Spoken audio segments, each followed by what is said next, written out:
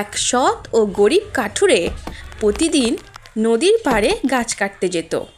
সেই গাছ কেটে সে বাজারে বিক্রি করত। একদিন হঠাৎ সে গাছ কাটতে গিয়ে তার লোহার কুড়ালটা জলে পড়ে যায়। সে খুব চিন্তিত হয়ে নদীর পাড়ে বসে কাঁদতে থাকে। ঠিক সেই সময় নদী থেকে এক জলপরী উঠে এলো আর সে বলল, দেখো তো কাঠুরে, এইটা তোমার কুড়াল কিনা? না, এটা আমার না। এরপর জলপরী তাকে আবার বলে, এই রূপোর কুঠারটা কি তোমার?